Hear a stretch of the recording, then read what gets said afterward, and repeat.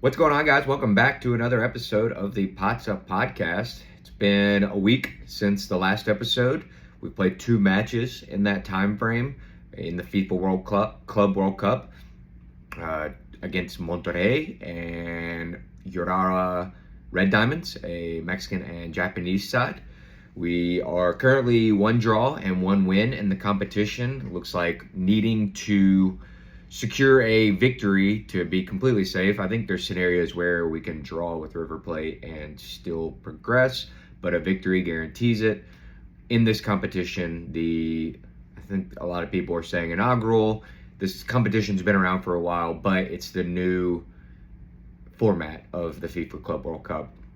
So, kind of seeing how these European teams, Inter, PSG, Bayern, Dortmund, Porto, some of these European teams and how the approach to this tournament is. It definitely is differing very than the way the South Americans and the Latin Americans, the Asian clubs, African clubs that are taking this, Middle East clubs, Oceanic clubs, taking this competition seriously. It seems like the European competition, including Inter, are treating this more of like a glorified preseason, if you will.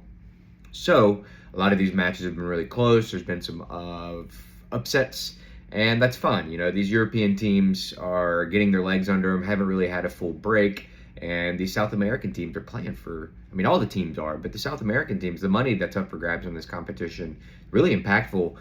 Sorry, not even South American, Mexican, MLS, even though the quality of MLS has been apparent how bad it is in this tournament. But you have the Middle Eastern teams, the rest of Asia continental teams, the African teams, the Latin America, South America, Oceanic, all these teams from all over the world, not based out of Europe, the big boys, are taking this pretty seriously. And it's been a fun competition, although some of the stadiums and whatnot are lacking and the crowd capacity. But like I kind of mentioned with soccer last week's podcast, the status of soccer in America, although it's better than it was growing up in America, specifically the southern portions of America, and just the overall atmosphere of and mindset of Americans for soccer. That's it's common. Nobody's going to give up their Monday at 3 p.m. to go see a Tunisian side versus an MLS side in America.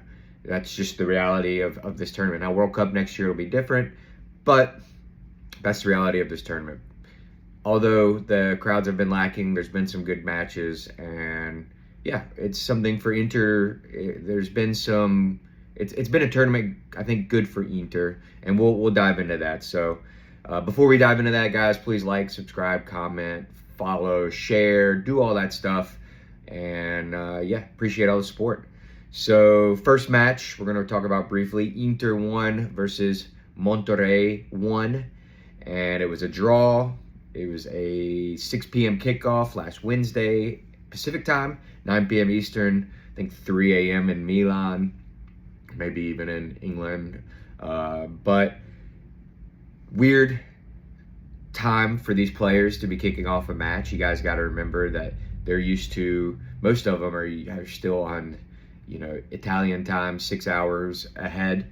And so this is that's 9 hours difference, actually, if we do the Pacific and not the East.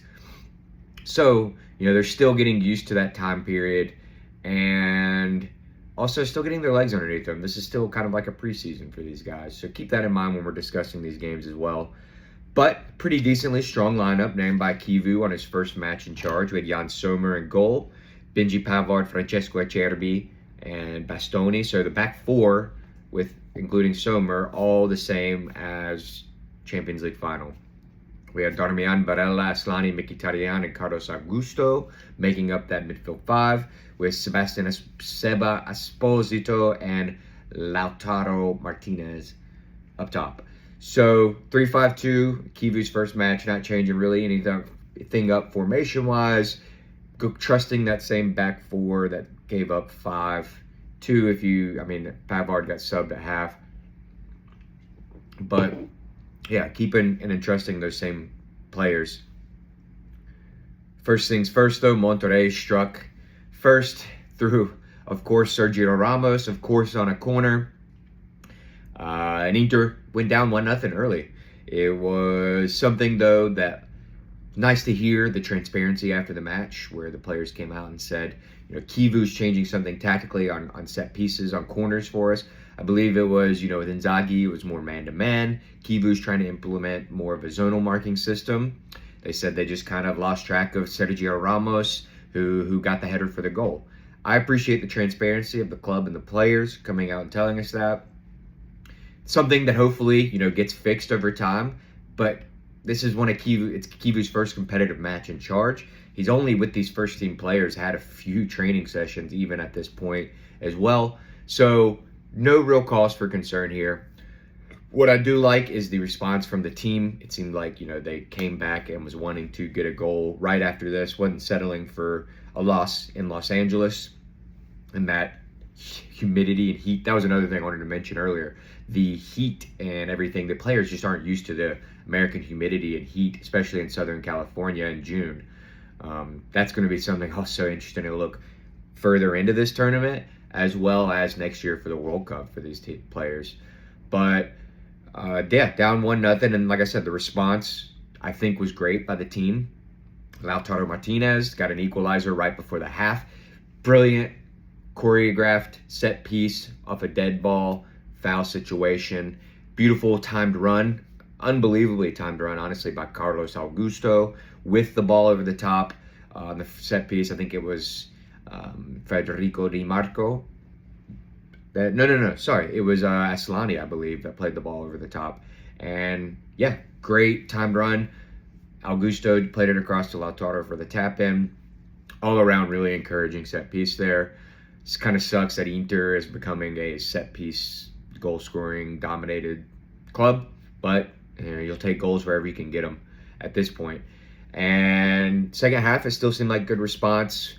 We controlled, had the most of the opportunities. Got to see debuts from Petar Sucic, I think is how one of the new followers on Instagram I got was telling me I needed to pronounce it. So Petar Sucic and Luis Enrique, their debuts. Got to see Sebastian Esposito, and yeah, it ended up being a 1-1 match, a draw.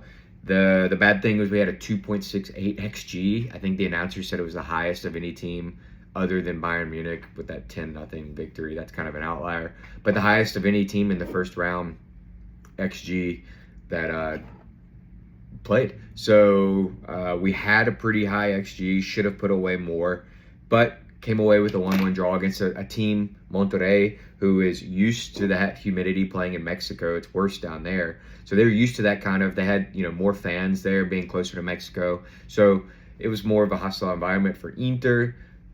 1-1 still wasn't a loss. And that's how he kicked off Kivu's first game in charge for Inter. Moving to the second match, Inter 2 beating the Urawa Red Diamonds, who had 1. Inter 2, Urawa 1. Let's go into a little bit about this match. First things first, though, I want to show a shout out to the fans for Urawa Red Diamonds. They were incredible. Showed up in good numbers behind the team's goal, putting on really good choreographies and chants. It was awesome to see at the FIFA Club World Cup. That's one thing that's been cool to see is a lot of these clubs that don't get the huge exposure to the markets like America and Europe, namely, South America, Latin America. But even so, the Tunisian side has good support. You've got Urawa Red Diamonds who came out in full support. A lot of other different fan bases too, not just those Latin America and South American fans. It's been awesome to see that. Fortunately, the European fans, didn't come over in big numbers, but we still had some Inter-club members there and stuff. It was just really cool. Shout out to Urawa. They really made the game a great game to watch, their fan base. But we started again with Jan Sommer in goal in this match. We had Matteo Darmian, De Vrij, and Carlos Augusto, so a different back three starting by Christian Kivu. And then this is where it started to get a little interesting, the formation above that back three. Luis Enrique started at right wing back. And then we kind of had Barella and Aslani playing in, the double midfield, double pivot, two holding midfielders, two number eights, whatever you want to call, or sorry, two number sixes, whatever you want to call. I don't know what the modern hip way to describe this formation in the midfield. And then with DiMarco flanking them left wing back. Then we had Sebastian Esposito and Nicolas Zalewski kind of playing in behind Lautaro Martinez, really a 3-4-2-1. So something I think we saw in Inzaghi, especially in the Torino match where Zalewski had that wonder goal. And I think Correa played in behind Lauti. So similar experiment that went on in that match we got to see here from Christian Kivu. Good thing is he didn't wait 4 years into his tenure. He's doing this his second match in charge, trying to get something different from this club. And yeah, it was a game that Inter dominated the whole match, respectively with possession, I guess.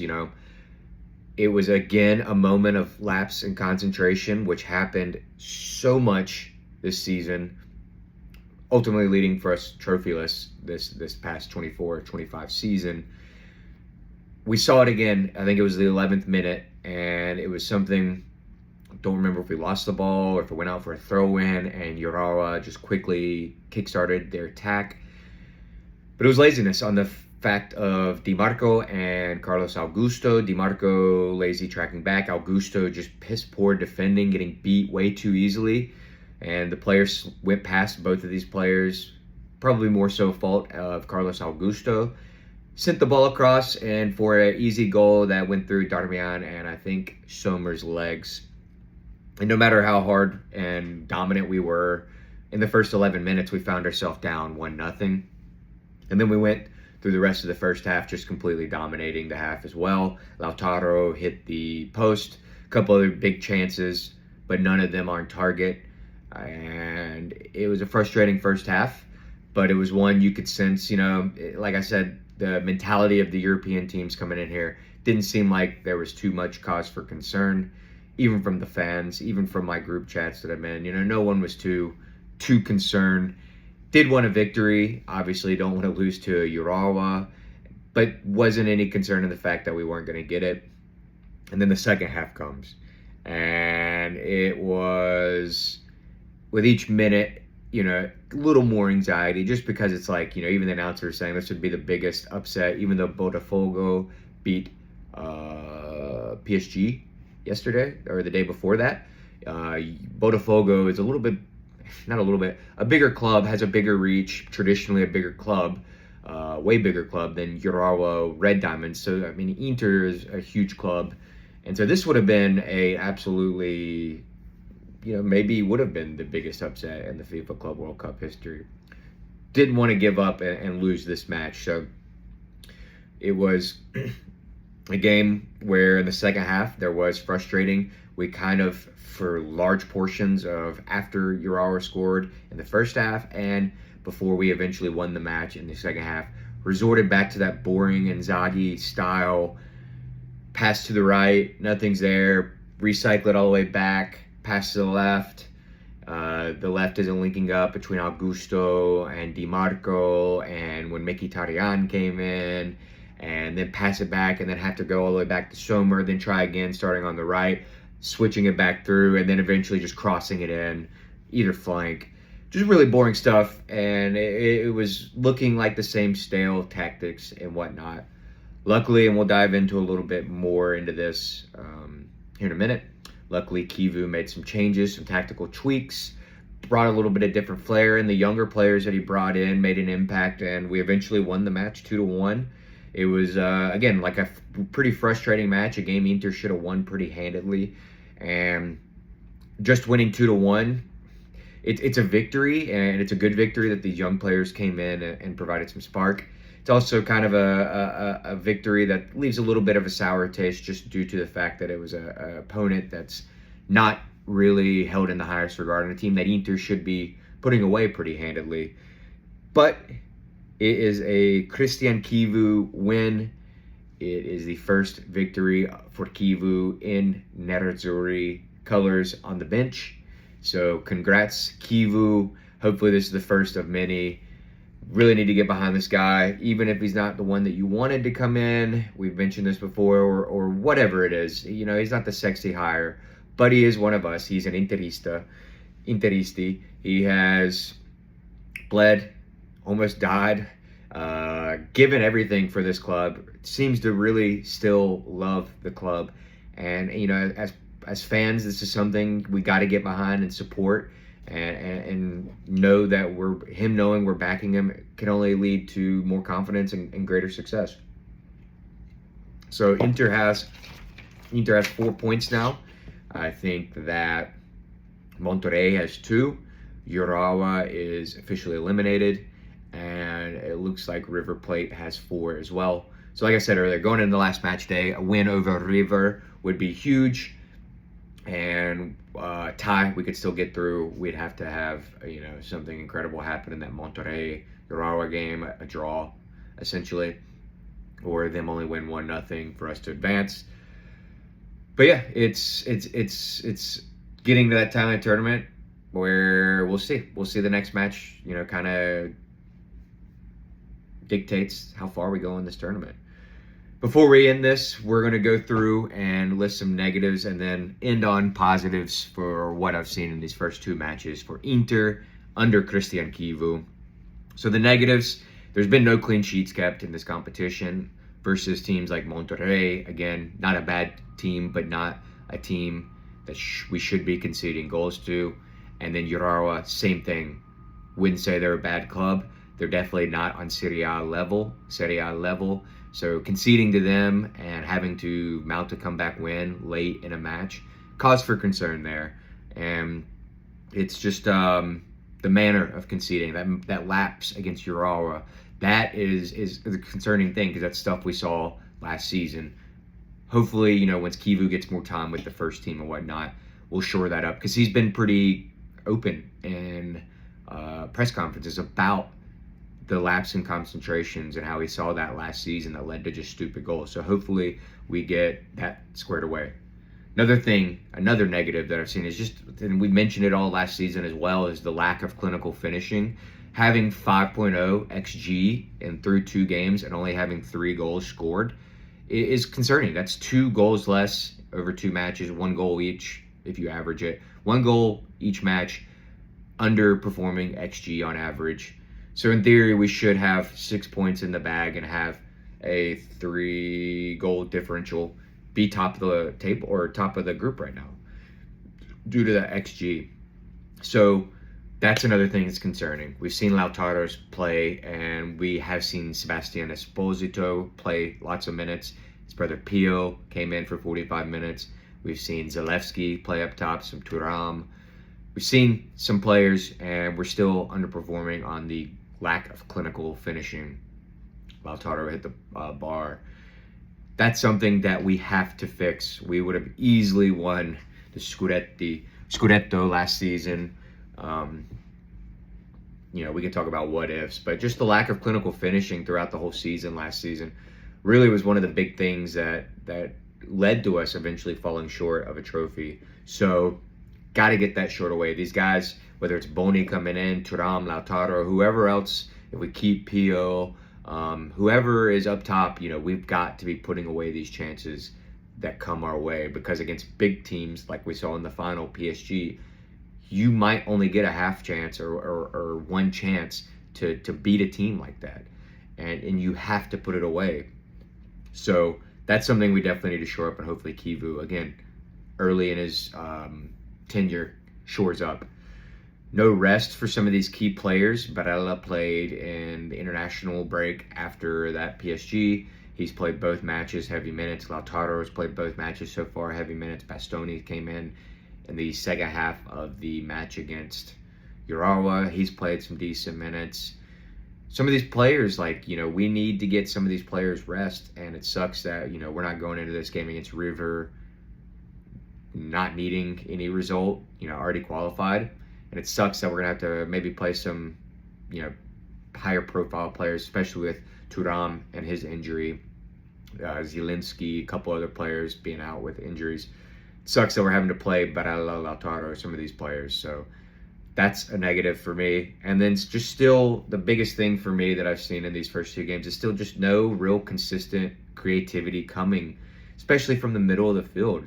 Everything that we have created, it seems like, and are doing is just coming from crosses or set pieces. And when we get the ball in the middle of the field, there's no, taking on a player or trying a different ball over the top, a dink over the top. There's no runs coming from these strikers that are in the middle of the field trying to open up once we're in our attacking third.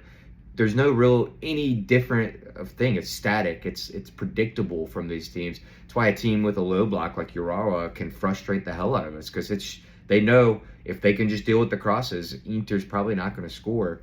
We got to find a creative outlet somewhere in the middle of the field that can pull the strings and do something differently, do something a little more creative than what we're seeing. And that's what I think is the real big thing. But again, Kivu has only had 12 or 13 days with this club. For majority of the first team squad members too, less than that. So it's early. So hopefully, that comes into play. That's why I'm listing these negatives first, because I think we need to really focus on the positives that we've seen so far. So we've talked about the negatives and what they were in those two matches at the FIFA Club World Cup. Let's mention what positives we see from Inter, specifically in that Urawa game, in the FIFA Club World Cup. Number one, Christian Kivu, his subs and how they made an impact. It was something, we've said a lot under Simone Inzaghi over the past 4 years, his subs, and it's always a like-for-like sub. If Dimarco's coming off, it's only going to be Carlos Augusto going in. If Çalhanoğlu's coming off, it's only going to be Asllani going in. If Lautaro is coming off, it's only going to be Arnautovic coming in. De Vrij and Acerbi. Like, there's no different impactful changing of the game plan. It's always that 3-5-2 of Inzaghi, and we're going to make like-for-like subs because these players need to know this game plan. I said last time it was his biggest strength and his biggest weakness in the build-up to the PSG. I said that. Kivu, he's done some different stuff. He's brought a couple different formations. In that first match, we went 3-5-2 from the start, moved to a 3-4-1-2 with Mkhitaryan coming in, 3-4-2-1 at some stages of those matches as well. And then in this match against Urawa, he started with the 3-4-2-1, moved a couple players around, brought subs on instead of the same like-for-like subs, and they were positive subs. In that Champions League final against PSG, the one thing at the end of that match during the match that we were so pissed off about until, it eventually got 4 or 5-0, was being down 2-0 and the subs that Inzaghi made. Instead of going for the match and bringing on a striker or Fratesi, he went for Bisek, Zalewski, Darmian, all three of these defending substitutions, like-for-like substitutions, while being down 2-0. And then eventually only bringing on Carlos Augusto in addition to those, and Cristian Asllani, both again like-for-like substitutions. No attacker when being down in the Champions League final, 2 or 3 goals to nothing. Really just a cowardly way to chase a game. It was not great. So to see Christian Kivu and the subs he made, he brought on at the half Mkhitaryan and Pio Esposito, brought them on, switched and wanted Mkhitaryan to get higher up in that Zalewski role, but also brought Pio in to partner with Lautaro to give something different. So instead of being that 3-4-2-1, it was more of like a 3-4, almost 3-4, because Sebastiano Esposito was still in. He changed it up. It was almost like a 3-4-1-2 at that point. And then whenever he brought on Carboni, he brought Carboni on for Asllani, and then Bastoni on for Dimarco to bring Carlos Augusto up. So providing more rhythm of play on that left with Bastoni coming on, and then Carboni in for Asllani, being higher up the pitch. He was going for the match. He was not going to sit back and wait for a 1-0 or a 1-1 draw. He wanted to win the freaking match. And then you're bringing on Peter Sucic at the end, for Luis Enrique, kind of going to like almost like Mourinho versus Siena in that 4-3 match where Samuel scored like a 2 in the back and just, Urawa wasn't going to counter how deep they were sitting at that point in the match. So Kiwi was like, let's send on another midfielder, but who can bring something different, attacking as well, into this match, and let's just absolutely go for it. So that was something really good to see and a positive I think we can take away from this match. I think another positive that we can take from this match against Urawa and ultimately the whole FIFA Club World Cup experience so far is that we're actually having conversations about players and what positions they need to be in and tactics and formation and who needs to be sold and what we need. Under Inzaghi, that 3-5-2, we knew week in and week out it was going to be that 3-5-2 that these players, and now we knew pretty much, and that the opposition started to find out and know after 4 seasons of doing it week in and week out that it was going to be the same thing every match. It seems like over these last 2 matches, we're having conversation about, well, what formation is Kivu going to bring out? When is he going to change maybe the formation, which is something we never talked about in under Inzaghi? What subs is he going to make? What tactics is he going to make? And that's refreshing to have these conversations about this and not just sit and be like, all right, well, we know we're going to start with the same 11. Mkhitaryan is going to be in, even if he doesn't do anything. We know if we get a yellow card at first half, whoever does is going to come out. These boring week in and week out kind of things that we got used to on Inzaghi, it's refreshing. And hopefully it becomes refreshing for the players to have these conversations and have these thoughts and maybe pressure. Like, if I don't perform, Mkhitaryan namely, hate to keep singling him out, but he's the main one that comes in. If I don't perform, I'm still not going to be the first name on the team sheet next week. That should be refreshing to the younger players that hopefully we're bringing in and keeping.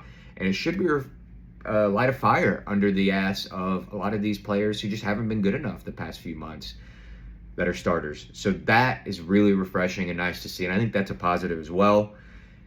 Another positive for me, it's not going to sound like a positive really, but I think it is for the club, is seeing these weak links in our team in matches like this in preseason where, it does matter, this being a FIFA Club World Cup tournament and there's a lot of money at stake. But ultimately, this trophy is not going to be the most glorious trophy that we've ever won. So seeing like Asllani and how bad he has been, the thing about Asllani and how bad he has been is specifically in this Urawa match, we look to players like in the midfield, and I've been a big Asllani supporter and tried to, even when people hate on him, tried to be like, hey, he's young, he's playing in the position of Çalhanoğlu, who's a class player. That's not an easy thing to do. I've tried to kind of build him up, but these performances over these 2 matches, it's just not good enough. We look for players like Asllani in the midfield. No matter what team you are, you look for players that play his position and the role that he has to dictate, what we do in the tempo of the game and everything from the onset of the match and throughout the match. That's why, these midfield type players are becoming more expensive, like Declan Rice going for 100 million, other midfielders selling for so much more money. And it's because the impact now that we're realizing they can have on matches. And Asllani, it's not happening for him, unfortunately, in Inter colors. I think the badge weighs too heavily on him. And it sucks. There was many times in that first half, if you go back and watch, many times in that first half, he receives the ball in and around the halfway line, maybe in that middle third, we can expand it out to a little bit. And he's late looking up. It's either that, he's late looking up, or he just doesn't trust himself. I think it's he's a minute late looking up, which ultimately could be confidence as well.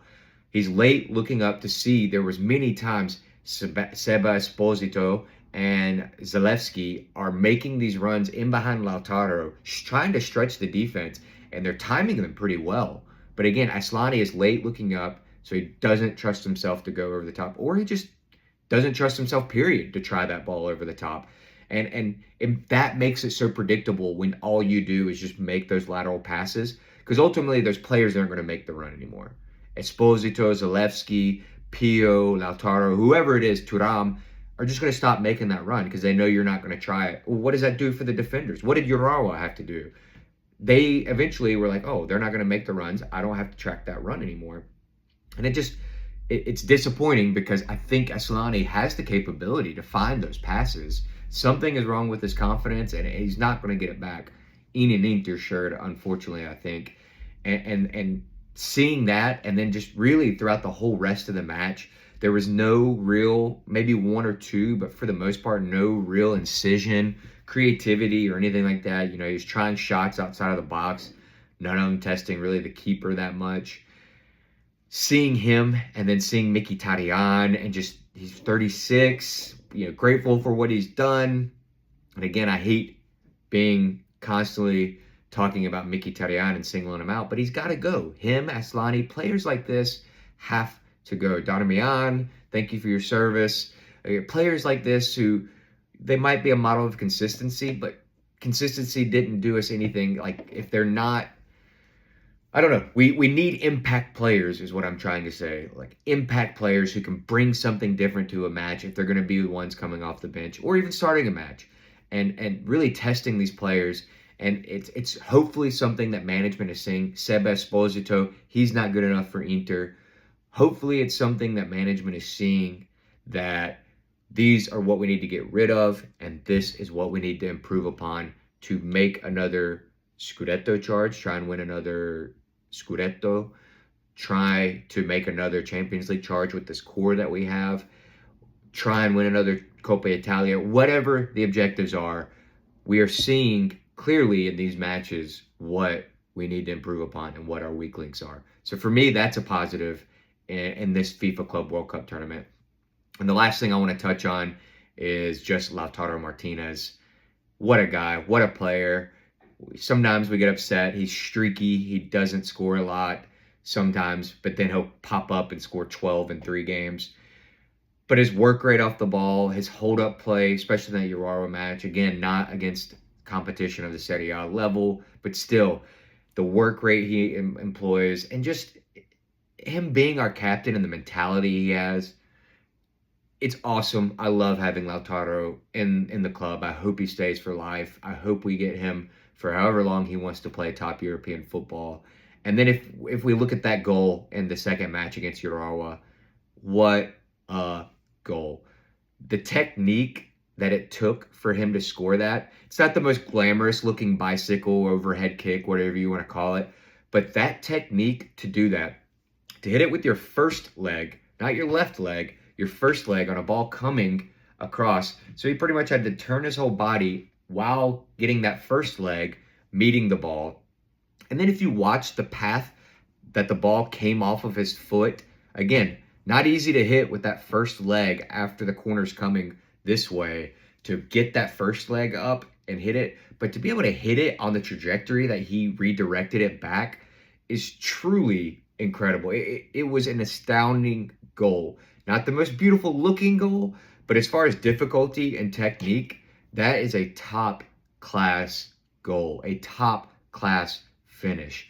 And Lautaro consistently, maybe not consistently, but Lautaro has that in his bag. He is a game changer for us, and he is truly one of the class strikers in the world. To have him as Capitano, wearing the black and blue, could not be happier. That is my biggest positive for having this Inter FIFA Club World Cup. What we've kind of gained from this, or what we're going to take away. My biggest positive has been Lautaro Martinez. 2 goals and 1 just absolutely world-class goal.